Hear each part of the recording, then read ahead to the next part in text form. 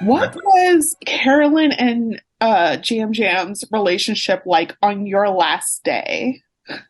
Oh my gosh. It was up and down, through and through, side to side. It was so chaotic. But looking back at it, of course, hindsight's 2020, they're amazing people. But being out there with only two other people, my gosh, your mind is just thinking all the time. So my last day there, I kind of knew I was on the outs. I thought I was gonna go home that night for sure, just knowing what happened when Carolyn got back from her journey.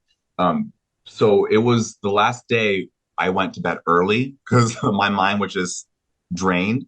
And it was actually calm because we were like, oh, we don't have to go to tribal. So we were like, just passed that one to sleep. And during Murgatory, what was it like? Because both you and Jam Jam had the same strategy, basically. We're going to throw each other's names under the bus. What was your conversation like with Carolyn? Was she telling you that maybe she would vote Jam Jam, or was it something else? So Carolyn, me and Carolyn, I felt we were good up until she went on the journey and got back and thought I was with the meat brigade. And then everything changed. I could just feel it right there on the beach with us three sitting there. And that's why I said, well, I have an idol, so it doesn't matter. So try to get off my butt. That was hilarious. That didn't go down very well. But ever since then, I couldn't get a finger on if Carolyn trusted me or she didn't, but she did vote Kane. She did not put my name down. So yeah, I wish I could have capitalized more so on being with Jam Jam and Carolyn that last day when we did not go to tribal. I wish I would have been like, up to Picado, haha, laugh, laugh, laugh. Now let's work together.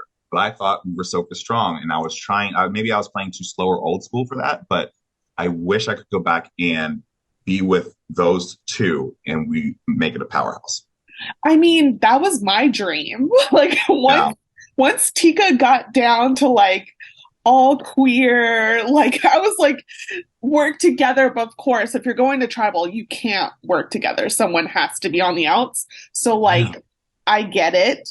Um my question is when, if ever, did you realize your position on Soka wasn't as good as you thought? Did you talk to your other tribe members after the season and then realized, or it was like that last day during Mergatory?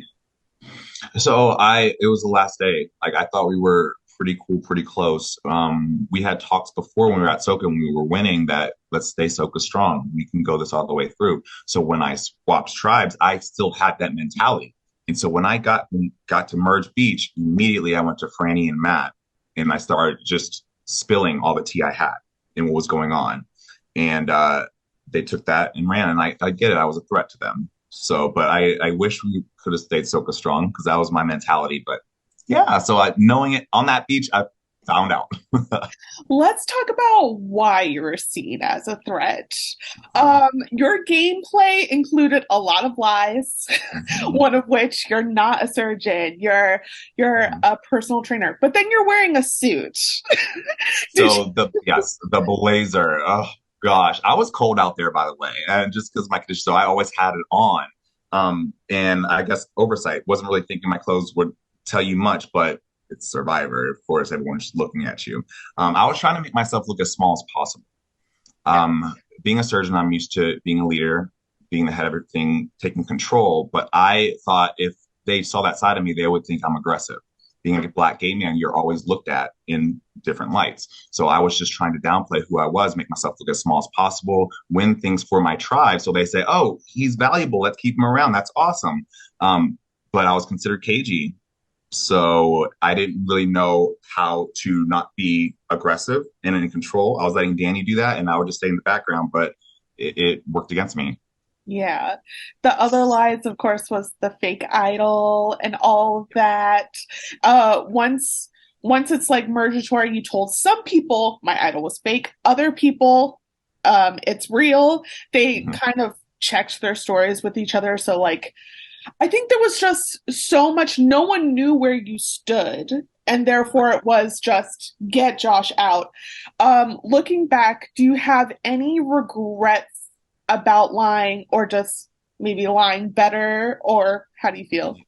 Yeah, so my job as a surgeon, I can't. I had an oath. People come to me with their honest. truth of pain and I help them. So everything's open and honest. Playing a game like Survivor, it's all about lies, cheat, deceit. So I wanted to lie because I love the show. Like I wanted to. I'm not a good liar at all. Going back at it, like I was saying, I wish I would have talked to Jam Jam and Care a little bit more. I wish I wouldn't have lied so much on that fake idol at that point in time to them and just let them know, like, hey, this is fake. Let's work together. Let's go. We can do this all the way. But when we got to Mergatory, my plan was to create chaos and not tell certain people because I knew Carolyn knew it was fake. So when she went off on that the feast, I knew she was telling people. So I'm like, well, I don't know if they're going to trust her or not, but I'm going to tell certain people that it's real and others not. And my plan was with Brandon, I wanted to work with him and tell him that I do have an idol. Maybe he was going to tell me, okay, this is the T on this tribal. I have an idol or I don't have an idol to get information. Yeah, So information and chaos, basically. definitely. One of the things that we do see, it's a running thing. No one believes Carolyn.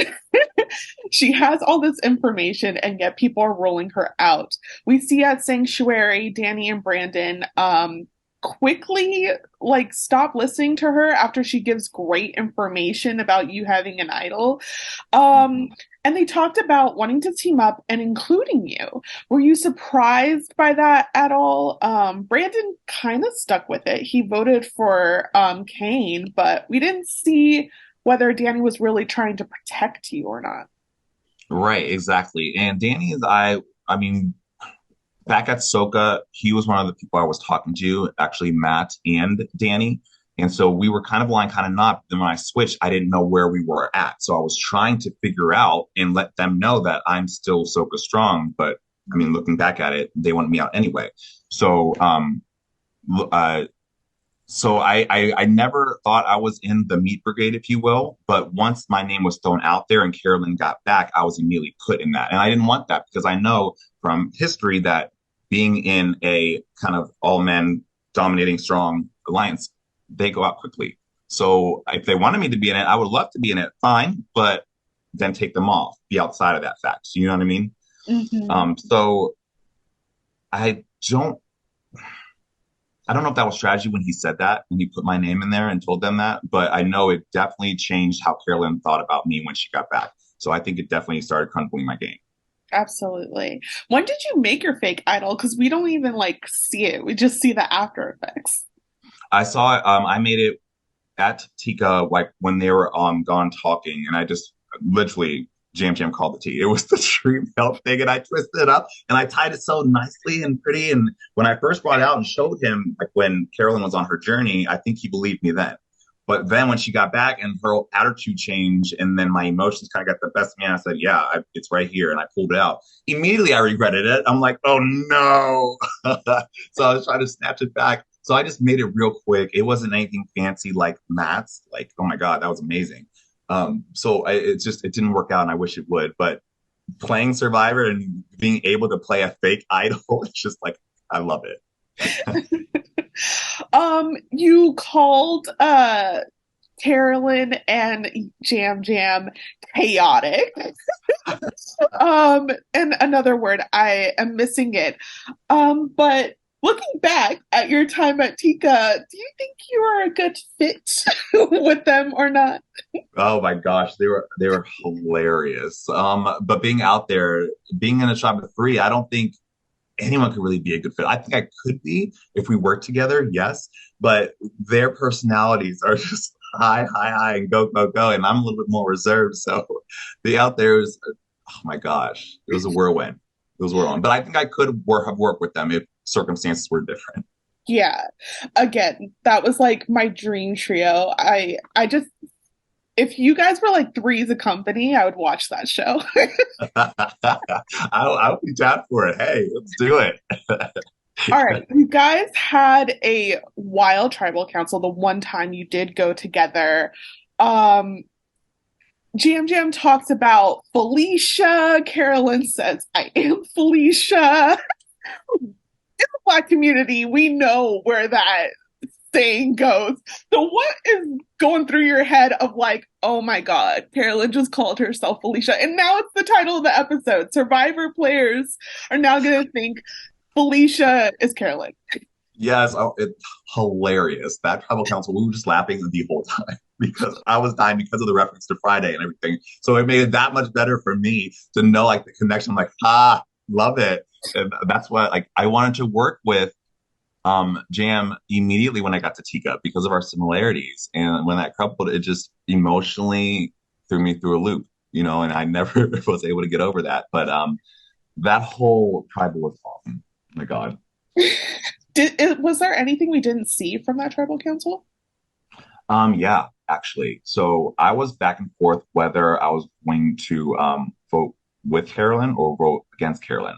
And of course, Sarah and Jan were telling me, yeah, Carolyn, but there was something about it that I just didn't know if I could trust them because of Sarah, and I don't know. So before Tribal, we were scrambled. We were all talking. Carolyn came to me, Jam came to me, like we were talking, Sarah was behind me talking, and it was kind of a lot of chaos there. So you didn't see that part. And so, yeah, there was a lot more chaotic than it looked. Um, yeah, sorry, my mind is all over the place. I'm just trying to conceptualize everything I remember. Afterwards, things were awkward between you and Jam Jam specifically. Jam Jam is asking, "What's with the bitch face?" in his confessional. Do you Mhm. feel like you were walking around a bit sour after the tribal council, or what? I was. We had a fight actually that night. We were all really mad at each other, right? It was just three of us. We were exhausted. It was a long tribal. We didn't really know where each other lied. So, for me, I kind of always knew I was on the outs because I was new coming in. But because I wanted to work with Jam Jam so much and catching him in that lie, us be having those similarities, I was hurt. I was emotionally hurt, and I wear my feelings on my sleeve. I'm an emotional player that I've learned, and I was just kind of trying to internalize that and still make myself look small and not tell him so much. So when we had that conversation about us and relating, I thought we could come back together. But of course, that didn't come to fruition. But yeah, it was yeah. That's fair. Um, I so you're back on Soka. And Danny accuses Matt of picking something up and putting it in his pocket. Mhm. You were there for that. What did you think of Danny's move of putting Matt on blast like that in front of you? It makes sense. Good move, Danny. That was makes sense. Looking back at it, it made sense because he has obviously the real idol. Danny and I were talking. We were trying to get on the same alliance before I left, and he was for me like a meat shield. So I wanted to just keep him as close as possible. And so when he did that and told me, I was like, okay, so we're in the same alliance. It's going to be us three, right? But looking back at it, of course, showing me who's an outsider that he does have something, put the target on him and not on Danny.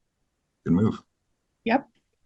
The episode where Danny found the key showed everyone at Soka talking about him always being on the go. It seems like the assumption is that he was doing something for the shelter.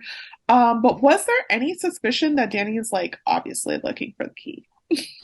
Kind of, yeah. He was always going. He was always getting damn through working on the shelter, which was amazing. The shelter was so good. We worked so hard on that. So it wasn't out of the ordinary him going up a tree, getting coconuts. That's just his personality. Go, go, go. And we just couldn't keep up. I couldn't physically.